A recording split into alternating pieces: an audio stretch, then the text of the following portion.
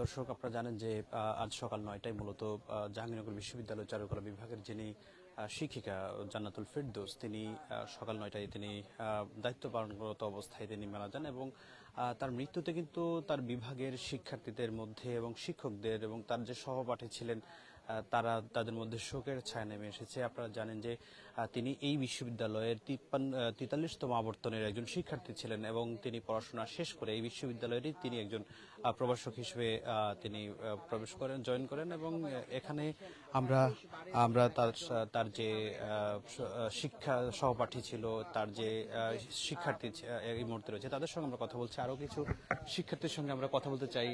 শিক্ষার্থীর সঙ্গে আমরা একটু কথা বলতে চাই।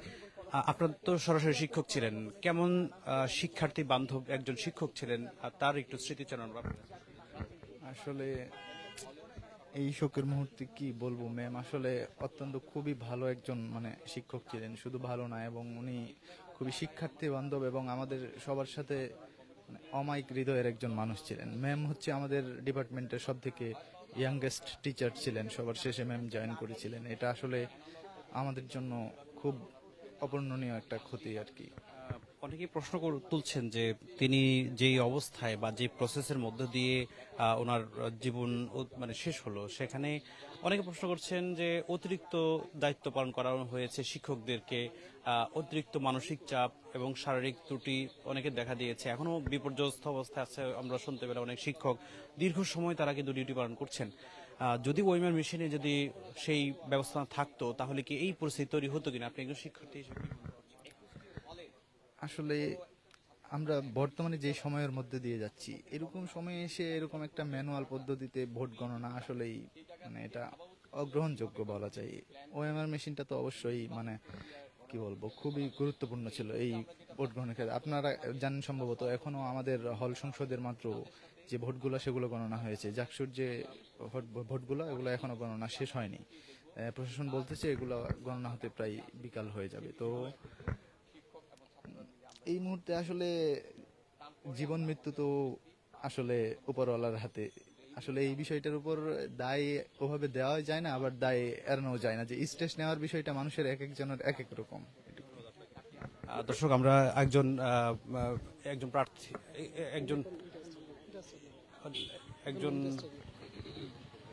একজন বিবি প্রার্থী ছিলেন এবং তিনি স্বতন্ত্র প্যানেল থেকে দাঁড়িয়েছেন, তার সঙ্গে তিনিও এখানে উপস্থিত হয়েছেন, তার সঙ্গে আমরা কথা বলার চেষ্টা করেছি। আরেকজন শিক্ষার্থীর সঙ্গে আমরা একটু কথা বলার চেষ্টা করি, তারা এই বিষয়টি নিয়ে একটু কথা বলার চেষ্টা করি। এটা তো আমরা মেনে নিতে পারবো না, এই চারুকলা পরিবার তো মেনে নিতে পারবে না। কারণ জাকসু হচ্ছে, সবাই চায় জাকসু ঠিক মতো হোক, কিন্তু এই জাকসুর কাজের প্রেসারে যদি কোনো মানুষের মৃত্যু ঘটে সেটা তো মেনে নেওয়া কারো পক্ষে সম্ভব না। আর আমরা মাত্র ওই জায়গা থেকে আসছি, কোনো কিচ্ছু ঠিক নেই। একটা ভোট কাউন্ট হবে, ভোট কাউন্ট ম্যানুয়ালি হয়, আচ্ছা ঠিক আছে, ওখানে পর্যাপ্ত লোকবল নাই। আমি কালকে অ্যাজ আ পোলিং এজেন্ট রাতের 2:30 পর্যন্ত ওইখানে, আমাকে রাতের 2:30টার সময় জানানো হয় যে আপনারা চলে যান, আপনারা কালকে সকালবেলা আসেন। আমার ব্যালট বক্সের কি হবে? আমি যে ওখান থেকে চলে যাব, আমার ব্যালট বক্সের নিশ্চয়তা কি তারা দিবে না। একটার পর একটা প্রেশার। আমরা যেমন পোলিং এজেন্টরা ছিলাম যারা, আমরা যেমন প্রেশার খাইছি এক একজন টিচারের উপরে দিয়ে, যে পরিমাণ প্রেশার গেছে তাদের এই ধরনের ক্ষতি হবে না কেন?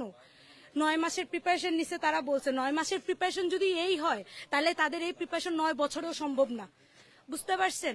আমি মাত্র আমার হলের প্রিপারেশন নিয়ে ভোট গণনা করে আসলাম মাত্র। আমার ভোট গণনা আমার ভোট নেওয়া শেষ হয়েছে কালকে 5টায়, এক্সাক্ট আমার হলেরটা শেষ হয়েছে 5টায়। আমার ভোট গণনা কেন আজকে সকালে হবে? সেই পর্যাপ্ত ব্যবস্থা কেন করলো না প্রশাসন? আজকে যে এই প্রেসার আমাদের টিচারদের উপর, যে প্রেসার গুলো পড়তেছে, কালকে আমার হলের একজন টিচারের বাচ্চা অসুস্থ হয়ে গেছে আইসিইউতে, সে তার বাচ্চার কাছে যাইতে পারতেছে না, সে লাস্টে বসে মাথা ধরে কান্না করে দেয়, এমন অবস্থা। আমরা স্যারকে বলে পাঠাইছি যে স্যার আপনি যান। এরকম অবস্থা কেন হবে এই প্রশাসনের? জাকসু নির্বাচনের এই অবস্থা কেন হবে? 33 বছর পরে এই সিনেমা কেন হবে?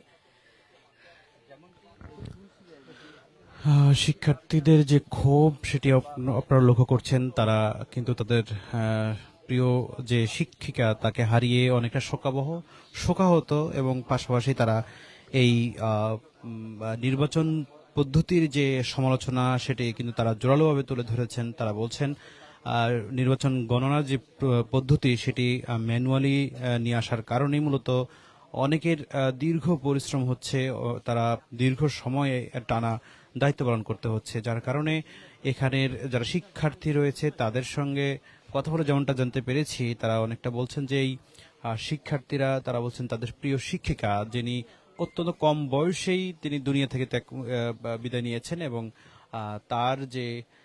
তার যে অতিরিক্ত দায়িত্ব পালন করতে গিয়ে মূলত এমন অবস্থা হয়েছে বলে এখানকার শিক্ষার্থীরা কিন্তু মনে করছেন। আমরা চাইলে আরো দুই একজন শিক্ষার্থীর সাথে কথা বলি। একটু যদি আপনার কাছে জানতে চাই যে আপনার প্রিয় শিক্ষিকা ছিলেন, তিনি অত্যন্ত কম বয়সী দুনিয়া থেকে বিদায় নিয়েছেন, মানে এটি আসলে কেমন ভাবে আপনাকে নাড়া দিয়েছে? আমি ম্যামকে যখন মানে ধোয়ার জন্য নিয়ে যাওয়া হলো ওনার বাসায়, পান ধোয়াতে, ওনার শ্বশুর বাসায়, আমি জাস্ট ম্যামকে মানে আমি কাপড়টা উঠায় ম্যামকে দেখলাম, জাস্ট মনে হচ্ছে যে ম্যাম শুয়ে আছে, মানে ঘুমিয়ে আছে, উনি উনি উনি যায় নাই, উনি উনি এখনো বেঁচে আছে, ওনার কিছুই হয় নাই।